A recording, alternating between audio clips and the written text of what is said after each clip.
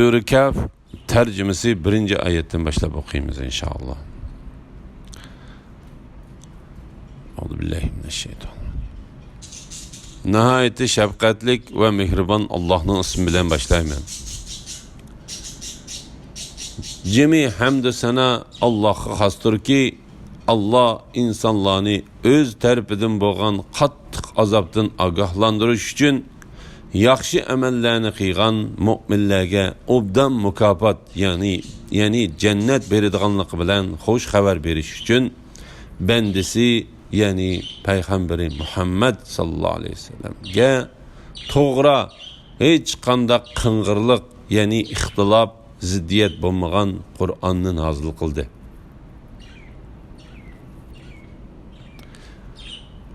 Ular, yani yaxshi amallarni qilgan mu'minlar cennet qoladi.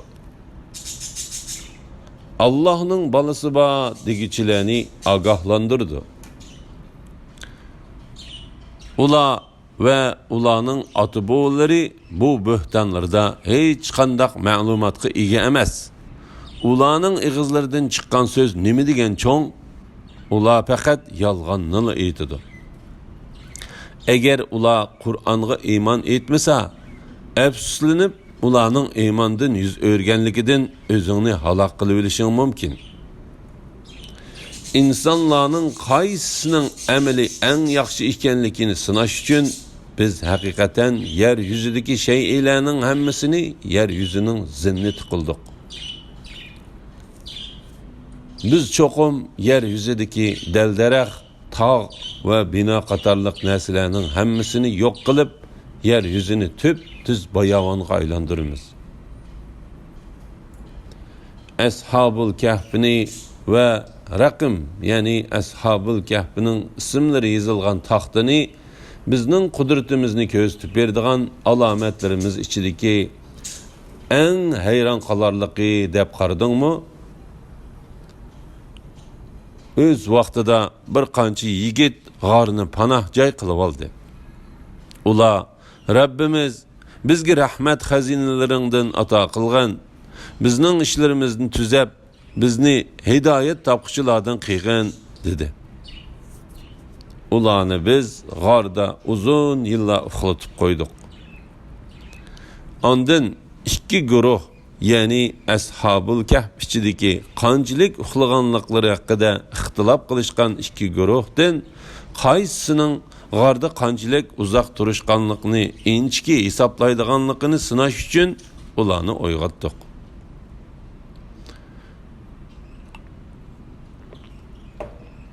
Biz sana ularning hikoyasini rostligi bilan aytib beramiz. Ular haqiqatan Rabbiga iman etgan, biz hidoyatni ziyoda qilgan yigitlardir. Ularning dillarini, yani irodasini mustahkam qildik. Öz vaqtida ular imansiz zolim podshoh oldida dasturib aytdi. Bizning Rabbimiz osmonlarning va zaminning Rabbidir. Biz uni qo'yib hargizmi boshqa ilohga ibodat qilmaymiz. Agar biz Allah'ın şiriki bor deydigan bo'lsak, bu chaqda haqiqatan tolumu yiroqlashgan bo'lamiz. Bizning qavmimiz Allah'ni qo'yib butlarni iloh qilib oldi. Ular o'zlarining ilohlarga ibodat qilishga tegishli ekanligiga nemishqa aniq dalil keltirmaydi. Allah'ga yolg'onni chaplagan odamdanmi zolim kim bor? Ey yigitler, sizler ulardan ve ularning Allah'tan başka ibadet kılıdığan butlarından ayrılgan ikansizlar, g'orni panoh joy qilinglar. Rabbinglar sizlarga keng rahmat qiladi. Allah sizlarning ishlaringlarni osonlashtirib berdi. Kun chiqqan chaqda ularning g'orning o'ng tarafiga o'tib ketganligini, kun patgan chaqda ularning g'orning shimol tarafiga o'tib ketganligini ko'rasan. Yani g'orning ishigi shimol tarafda bo'lganlikdan kunning nuri g'orning ikki tarafiga tushib turdi. Allah ularni hurmatlaganlikdan kun chiqqandimi, patqandimi uning nuri ularning ustiga tushmaydi. Ular bo'lsa g'orning o'ttirsidagi bo'shliqdadir. Bu Allohning qudratini ko'rsatib beradigan alomatlardandir. Kimniki Alloh hidoyat qiladi ekan, u haqiqiy hidoyat topquchidir. Kimniki qilgan yomon amali tufaylidan Alloh ozdirdi ekan, uningga yo'l ko'rsatuvchi do'stni hargiz topolmaysan. Mubada ularni ko'radigan bo'lsang, ko'zlarining ochiqligi va o'rilib turadiganligidan ularni o'yg'oq deb o'ylaysan. Halbuki ular uyqudadir. Ularni biz o'ng va so'l tarafga o'rib turamiz. Ularning isti g'orning bo'sug'isida ikki putini so'zib yotadi. Agar ularni ko'radigan bo'lsang, albatta ulardan qattiq qo'rqib, yuz o'rib cho'qim qashqan bo'lasdan. Ularni uxlatganimizdek g'orda qanchalik turganliklarini o'z ara so'rashsin deb o'limga o'xshash uzoq uyqudan ularni uyg'otdik. Ularning biri bu g'orda qancha uzun turdinglar dedi. Ular bir kun yoki bir kundanmi oz turdik deyishdi. Ularning ba'zisi dediki, qancha uzoq turganliklarini Rabbinglar obdan biladi. Buni surishtirishining foydasi yo'q. Biz hozir och. Biringlarni buyuringlar. Bu tengilarni shaharga elib berib, kimning tamaqi eng pokiz bo'lsa, uningdan sizlarga setib ilib kelsin. U shaharga kirishda va tamoq setib olishda ehtiyot qilsin. Sizlarni hech kishiga to'ydirmasin. Agar shahardagi kishilar sizlarni tutib olsa, sizlarni chalma-kesak qilib o'ltirdi yoki sizlarni o'zlarining diniga kirishga majburlaydi. Mundaqda hargizmi maqsadinglarga erisha olmaysizlar. Ularni uqiltib qo'yganimizdek kishilarga Allohning qayta terildirish to'g'risidagi va'dasining haqliqini va qiyomatning bo'ladiganligida shak shubha yo'q ekanligini bildirish uchun kishilarni ularning ahvolidan xabardor qildik. O'z vaqtida ular Ashabul Kahfning ishi ustida talash qilishdi. Ba'zi kishilar ularning yeniga hech kishining kirmasligi uchun Ashabul Kahfning atrofiga, ya'ni g'orning ishiga bir tom etinglar dedi. Alloh Ashabul Kahfning ahvolini hammadan obdan biladi. Gepi o'tadigan boshliqlar, ya'ni podshoh va shahar kattaboshlari g'orning atrofiga, ya'ni g'orning ishiga oldiga albatta bir masjid salayli dedi. Ular, ya'ni payg'ambar alayhissalomning zamonidagi nasaralar, ular, ya'ni Ashabul Kahf 3 bo'lib, 4-inchisi ularning ishtidir deydi. Ba'zilar ular 5 bo'lib, 6-inchisi ularning ishtidir deydi. Bu butunlay asossiz, qarisiga aytilgan so'zdir. Yana ba'zilar ular 7 bo'lib, 8-inchisi ularning ishtidir deydi. Aytqinki, ularning sonini Rabbim obdan biladi. Undan boshqa ozg'ina kishilar biladi. Ular to'g'risida nasaralar bilan faqat yuzakina munozirlashgan. Ya'ni bu vaqtda munozirlashuvchilarni tasdiqmi qilmaydigan, yolg'onga chiqarmaydigan darajada munozirlashgan. Ularning hech biridan Ashabul Kahf qissasini so'ramagan.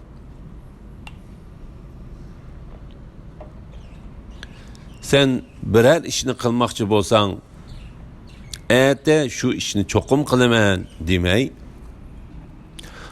Alloh xolisa degan so'zni cho'qim qo'shib degan. Ya'ni Alloh xolisa qilaman degan. Alloh xolisa degan so'zni unutib qolsang, Rabbingni tilga olgin. Ya'ni Alloh xolisani esingga kelganda aytqin. Hamda Rabbimning meni buningdanmi yaqin to'g'ri yo'lga boshlashini, ya'ni dinim, dunyoyimda meni eng durust ishlarga muvaffaq qilishini umid qilaman degan. Ular, ya'ni Ashabul Kahf o'z g'orida 309 yıl turdi. Aytqinki, ularning turgan vaqtini Allah obdan biladi. Osmonlardagi, zimindagi g'aybni bilish Allah xosdir. Allah'ning ko'rishi nima degan mukammal? Allah'ning anglashi nima degan mukammal? Ularga Allah'tan bilak hech qanday yordamchi bo'lmaydi. Allah öz hükmüde hiç kişini şirik kılmaydı. Ey Muhammed sallallahu aleyhi ve sellem, sen Rabbinin kitabıdan sana vahiy kılınganını okugan. Allah'ın sözlerini hiç kişi özgertelmeydi. Sen hergiz mu Allah'tan bilek ilticahgah tapalmaysan.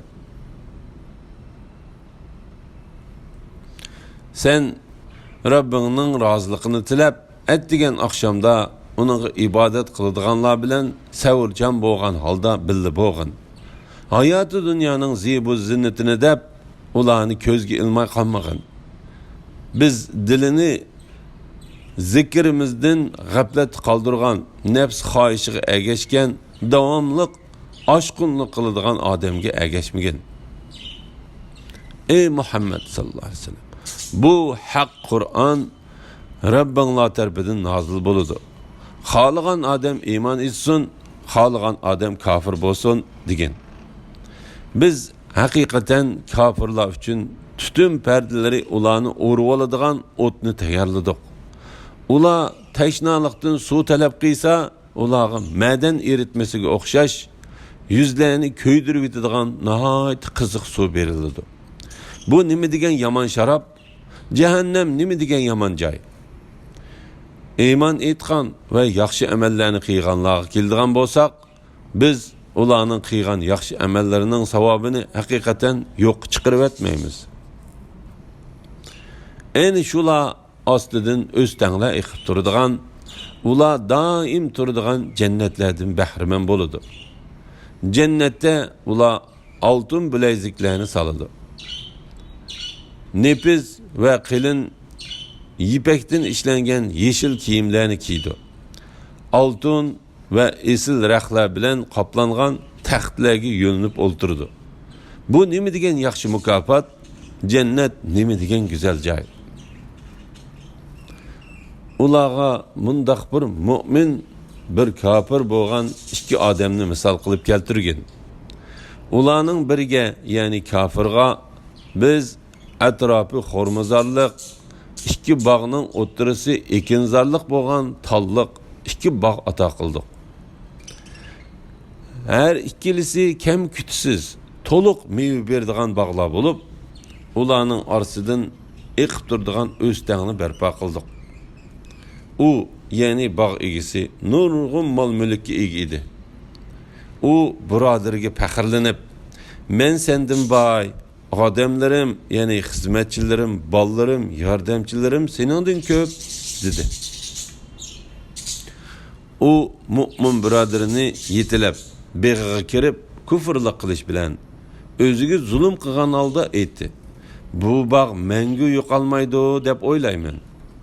Shuningdek qiyomat bo'lmaydi deb o'ylayman. Agar men Rabbimga qaytarilgandimi, ya'ni qiyomat bo'lgandimi, albatta bu bog'dan yaxshiroq joyni topaman. Onunğa mu'min birodari munozirlashgan holda aytdi. Sen aslida tuproqdan, ondan abi manidin yaratib, ondan seni ravurus inson qilgan zotni inkor qilamsan?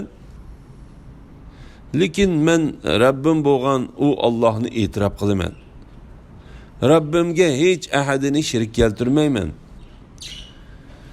Sen beg'ingga kirgan chig'ingda Allohning xolig'ini bo'ladi. Allohning yordami bo'lmasa, qo'limdan hech ish kelmaydi desangchi. Senin qarshingcha mening melim ve avladim seningdan az bo'lsa-mu, umidki Rabbim menga sening beg'ingdan yaxshiroq narsa ato qilg'ay. Beg'ingga osmondan bir ofat yuzlantirish bilan beg'ing tüp-tüz qaqasiyaga aylanib qolg'ay. Yoki uning suyi singib ketib, uni izlash, ya'ni asliga keltirish sening qo'lingdan kelmagay. Onun meyveleri, yani beg'i vayron bo'ldi. üzüm bedişleri yıkıldı. U bakka serip kıygan çıkımlarına hasret çekip iki alqınını uğulığılı turdu. Hem de u men Rabbimge hiç ahadini şirik keltirmesem ço dedi. Onunğa Allah'tan başka yardım kıldıgan, yani onundan bu balanı tebi kıldıgan hiç cemaat bulmadı. Özügümü özü yardım kılalmadı. Bu yerde, yani mundaq halatda medetkar buluş fakat berhaq Allah'a xastır. Allah özüge iman etkiçilağa dünya ve ahirette yaxşı mükafat bergiçidir. Onunğa yölengen ve onu ümit kıyganlarının akıbetini yaxşı kılgıçıdır. Ey Muhammed sallallahu aleyhi ve sellem, ulağa, yani kişilerge dünya terikçiliki hakkında mundaq misalını keltirgin. O şunun okşaydı ki, biz asmandan yağmur yağdırdık. Şu su bilen ziminin ösümlikleri bir-biriga çirmiş boluq östü. Keyin o kurup töküldü. Şamallar onu taraf uçurup gitti. Allah her nersige qadirdir. Malla ve balıla dünya terikçilikinin zinnetidir. Baqi qalıdığan yaxşı əməllərinin savabı Rabbinin nəzərində teximi yaxşıdır. Ümid teximi çoğdur. O günde, yani kıyamet günü de biz tağlarını yok kılımız. Zeminini o çok tüp görürsen. Yani onu tosup durduğun tağ, derek, binalar bulmaydı. Ulanı, yani insanlarını məhşər qahqı yığımız. Uladın bir kişini mi kaldırıp koymayımız. Ula, yani cemi halayık sep buluşup Rabbinge toğırlığıdır. Kafirlağa, sizler bizden aldığımızga sizlerini deslep kandak yaratkan bolsak şu halette malsız, balısız, yalanaş geldinler. Belki sizlerge vədə kılınğan çağını bekitmeydi dep oylagan sizler. Yani ölgenden keyin teriliş, hesap veriş, cezaga tartılış yok dep oylagan sizler deymiz. Kişilerinin namı emali otturga koyuludu. Günahkarlarının onundaki hatırlardan korkanlıkını görsen, ula, vay bizge bu namı emalga çoğun küçük günahının hemimiz hatırlanıptı o deydi. Ula kıygan etkenlerinin hemmisinin namı emalıga hatırlangenlikini körüdü. Rabbin hiç Adem'ge zulüm kılmaydı.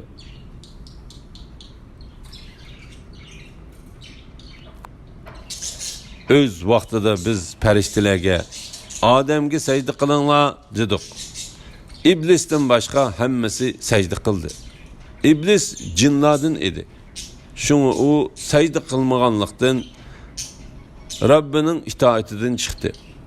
Meni koyup iblisni ve onun avladını dost kılıp alamsılar. Halbuki ular sizlerge düşmandır. İblis zalimler için nemi degen yaman bedel? Yani Allah'a ibadet kılışının ornağa şeytanlığa çokunuş nemi degen yaman? Ula yani şeytanlığa asmanlarının ve ziminin yaratılışını mı, ulanın özlerinin yaratılışını mı kösetkinim yok. Yani mezkurlarını halk etken çığımda ulanı hazır kılgınım yok. Kişilerini azdırgıçılarını yardımcı kılvağınım mı yok. Şu günde Allah ulağa eytidi. Sizler menin şiriklerim dep oylığınlarını çakırınlar. Ula çakırdı. Lekin ulanın şirikleri cevap verilmeydi. Biz ulanın arasında ula ötelmeydiğen halaket hikayeni peyda kıldık. Günahkarlar devzakni görüp onunla kirdiğanlıqıga cezim kılıdı. Devzaktan kaçıdığan cay tapalmaydı. Bu Kur'an'da insanlığa türlük misallarını bayan kıldık.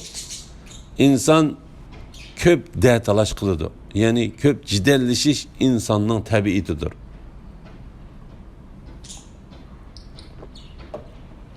İnsanlığa hidayet kelgen çağda ulanın iman etmazlıkları ve Rabbidan mag'firat talab qilmasliklari faqat Allohning burun qilog'i tutgan yo'lini, ya'ni halok qilishni kutadiganliklari yoki o'zlariga keladigan azobni ko'zlar bilan ko'rishni kutadiganliklari uchundir.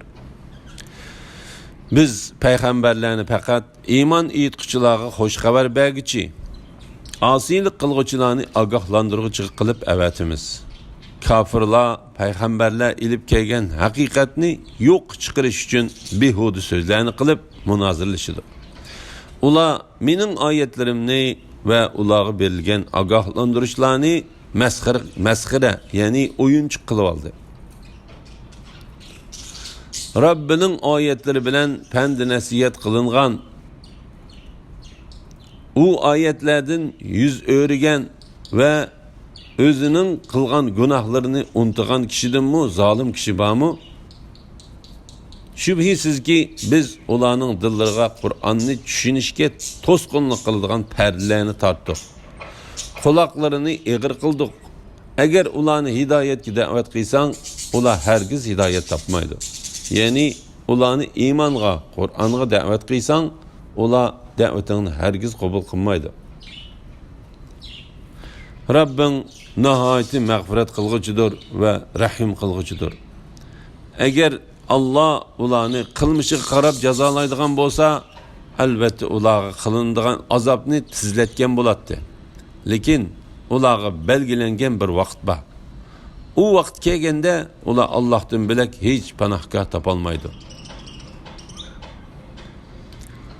Shu shaharlarning aholilari, ya'ni Hud, Solih, Lut, Shuayb payg'ambarlarning qavmlariga o'xshash o'tganki ummatlar zulm qilganliklari uchun ularni halok qildik. Ularning halok bo'lishiga muayyan vaqtni belgiladik. Öz vaqtida Musa yosh xodimiga, ya'ni Yusha ibn Nunga ikki daryoning qo'shiladigan joyiga yetmaguncha men ishimni to'xtatmayman. Shu joyga yetganga qadar uzoqcha meniveraman dedi. Ular ikki daryoning qo'shiladigan joyiga yetib borganda beliqni unutib qoldi. Beliq daryoga yo'l elib kirib ketdi. Ular ikki daryoning qo'shiladigan joyidan o'tganda Musa yosh xodimiga atiganlik tamuqimizni elib kelgan, bu safarimizda haqiqatan charchab ketdik dedi. Yosh xodim, biz cho'ng tosh ostida aram ilayotganda yuz bergan ishdan, ya'ni pishirilgan beliqning terilib, sevetdan sakrab chiqib daryoga kirib ketganligidan iborat qiziq ishdan xabaring bormi? Men rostli beliqni unutibdiman. Beliqning ajoyib voqeasini sana aytishni menga faqat shayton menga unutildiribdi. Beliq daryoga ajoyib yo'l olgan edi dedi. Musa, bizning izlaydiganimiz dal mushu edi dedi-de, ikkisi kelgan izi bo'yicha kayniga inishdi. U ikkisi beliqni unutgan cho'ng toshning yonida bizning bandalarimizdan cho'ng marhamatimizga erishgan va bizning o'zimizga xos ilmimizni, ya'ni ilmi g'aybni biz bildirgan bir bandini, ya'ni Xidir alayhissalomni uchratdi. Musa onunğa, Allah sana bildirgan to'g'ri ilmni menga o'rgatishing uchun sana ergishaymi, ya'ni suhbatingda bo'laymi dedi. U aytdi, sen men bilan birga bo'lishga sabr taqat qilib tura olmaysan. Sen cho'nqur tunib yetmagan, ya'ni qarmoqqa yomon, ammo mohiyatini sen tushunmagan ishga qandoqmi sabr taqat qilib tura olaysan? Musa aytdi, Allah xolasa meni sabr qilg'uchi ko'rasan. Sening buyrug'ingga xiloflik qilmayman. Xidir aytdi, agar sen menga ergashsang, yo'liqqan ish to'g'risida men uni sana so'zlab bergicha uningdan so'rama. Ya'ni o'zim so'zlab bermagicha qilgan ishlarimdan so'rama. Shuning bilan u ikkisi birlikda menib kelib bir kemiga chiqishdi. Xidir kemini teshib etdi. Ya'ni kemining bir taxtasini sug'urib etdi. Musa uningga, kemidagilarni g'arq bo'lib ketsin deb kemini teshdingmi? Sen haqiqatan qo'rqinchli cho'ng bir ishni qilding dedi. Xidir, sen hakikaten men bilen birga bo'lishda sabr taqat qilib turolmaysan demedimmi dedi. Musa aytdi. Ahdini unutib qolganligimga meni ayblama. Sen bilen birga bo'lishda meni qiyin holga tushirib qo'yma. U ikkisi yana birlikda mangdi. Ular bir balani uchratdi. Xizr uni o'ldirib qo'ydi. Musa, sen bir begunoh jonni nahaq o'ldirding. Sen hakikaten yavuz ishni qilding. Xizr aytdi. Sana men hakikaten men bilen birga bo'lishga sabr taqat qilib turolmaysan demedimmi? Musa aytdi. Buningdan keyin yana sendan biror ish to'g'riliq so'rasam, ya'ni qilgan ishingga e'tiroz bildirsam, meni o'zingga hamroh qilmagin. Sana bergan va'damga 3 qitim xiloflik qilganligim uchun mening oldimda menga hamroh bo'lmaslikda ma'zursan. U ikkisi yana birga menib bir shaharga yetib keldi. Shahar aholisidan tamoq so'radi. Shahar aholisi ularni mehmon qilishdan bosh tortdi. Ular bu shaharda o'rilib tushay deb qolgan bir tomni uchratdi. Tuzlab qo'ydi. Musa aytdi. Agar xohlasang bu ish uchun albatta ish haqqi olgan bo'lading. Xizr aytdi. Bu sen bilen mening ayrilish vaqtimiz. Sen sabr taqat qilib turolmagan yuqorqi 3 ishning haqiqatini sana tushuntirib beray. Kemiga kelsak, u dengizda ishlaydigan bir qancha nafar kambag'alning kemisi edi. Men uni teshib ayibnak qilmoqchi bo'ldim. Chunki ularning oldida, ya'ni bordigan yo'llarida har qanday saq kiyimini egisidan zo'rlik bilan tortib oladigan bir podshoh bor edi. Öldürülgen balaga kelsak, uning ota-onasi mu'min edi. Uning gumrohlik bilan kufrini ota-onasiga tengishidan qo'rqdik. Shuning uchun biz ularning Rabbining ularga u balaga qaraganda pok va kuyimlik farzand ato qilishini iroda qildik. Tamga kelsak, u shahardagi 2 yetim balaning edi. Tam aslida ularning haqqi bo'lgan xazinasi bor edi. Tam o'rilib ketsa, xazinasi ichilib qilib, kishilar uni elib ketadi. Ularning ota-onasi yaxshi odam edi. Rabbim ularning cho'ng bo'lganda tam ostidagi xazinasini chiqarib olishini iroda qildi. Bu Rabbingning ularga qilgan rahmatidir. Uni, ya'ni yuqorqi 3 ishni men o'z xohishim bo'yicha qilganim yo'q. Belki uni Allah'ның emri ve ilham bilen kıldım. Sen sabır taqat kılıp turalmagan narsalarning haqiqati ana shu. Ula, yani Yahudilar, senden Zulqarnayn to'g'riliq so'rashdi. Sizlarga men uning qissasini vahiy asosida bayon qilaman degin. Uningga biz ziminda haqiqatan kuch-qudrat ato qildik. Onunğa öz maqsadiga yetishning bütün yo'llarini osonlashtirib berdik. Zulqarnayn Allah onunğa osonlashtirib bergan yo'lga mangdi. U kun betish tarafga yetib borganda kunning qarilayliq buloqqa betib ketayotganligini his qildi. U buloqning yonida bir turli qavmni uchratdi. Biz, ey Zulqarnayn, sen ularni jazolag'in yoki ularga yaxshi muomalada bo'lg'in dedi. Zulqarnayn aytdi. Kimiki zulm qilgan bo'lsa, biz uni jazolaymiz. Ondan u Rabbining dargohiga qaytariladi. Rabbi uni qattiq jazolaydi. Kimiki iymon etsa va yaxshi amal qilsa, uningga eng yaxshi mukofot berildi. Uni qolay ishga buyuramiz. Ondan Zulqarnayn Allah onun qolaylik qilib bergan yo'lga mangdi. Zulqarnayn kun chiqish tarafga borganda kun nurining shundoq bir qavmning ustiga tushayotganligini ko'rdiki, u qavmga biz kunning haroratidan saqlanadigan kiyim, imorat qatorliq narsalarni ato qilmadik. Ahvol shundoq bo'ldi. Ya'ni Zulqarnayn kun chiqish tarafdagi kishilarga kun bitish tarafdagi kishilarga qilgan muomalani qildi. Biz uning qo'lidagi narsalardan to'liq xabardor edik. Ondan u Allah uningga qulaylik qilib bergan yo'lga mangdi. Zulqarnayn ikki tog' orasiga yetib borganda, ikki tog' oldida hech qanday so'zni tushunmaydigan, ya'ni o'zining tilidan g'ayri tilini bilmaydigan bir qavmni uchratdi.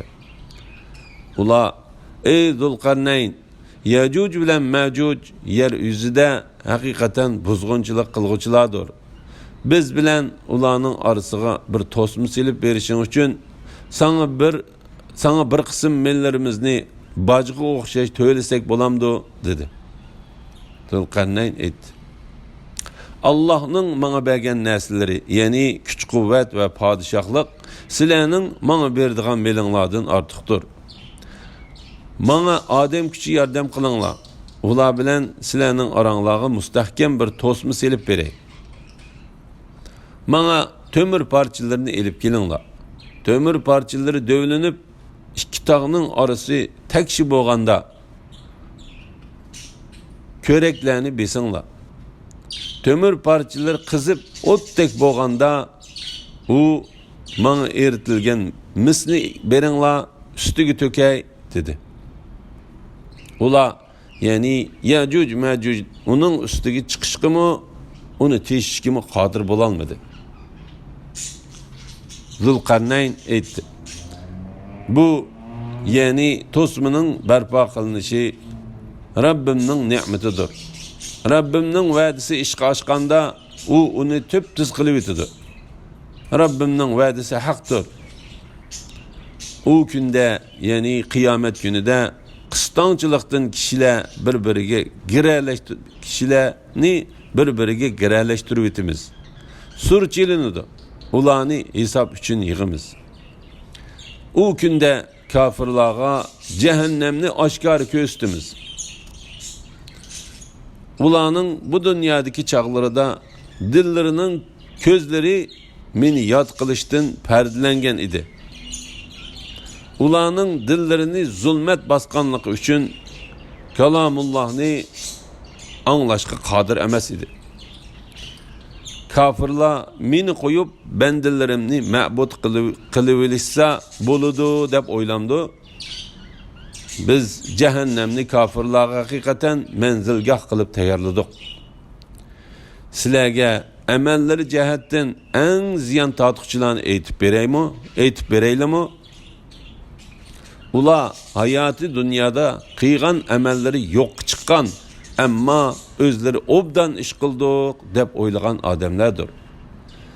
Ayni shular Rabbining oyatlarini va uningga muloqot bo'lishni inkor qilgan, natijada qilgan amallari bekor bo'lib ketgan kishilardir. Qiyomat kuni ularni, ya'ni mundaq kishilarni qilchi e'tiborga olmaymiz. Kafir bo'lganliklari mening oyatlarimni va payg'ambarlarimni masxir qilganliklari uchun ularning jazosi jahannamdir. Shubhisizki iymon etgan ve yaxshi amallarni qilganlarning manzilgohi Firdavs jannatlari bo'ladi. Ular Firdavs jannatlarida mangu qoladi. Uningdan yo'tkilishni xohlamaydi. Aytqinki, Rabbimning so'zlarini yezish uchun agar dengiz suyi siyah bo'lib ketsa, Rabbimning so'zlari tugimay turib, dengiz suyi cho'qim tugab ketgan bo'ladi. Mubada yana shunchilik dengiz suyini keltirsakmi? Ey Muhammad sallallohu alayhi vasallam, aytqinki, men faqat sizlarga o'xshash bir insonman. Menga vahiy qilindiki, sizlarning ilohinglar yolg'iz bir ilohdir. Kimiki Rabbiga muloqot bo'lishni umid qiladigan, savobni umid qilib azobdan qo'rqadigan, yaxshi ish qilsin. Rabbiga qiladigan ibodatga hech kimni shirik keltirmasin.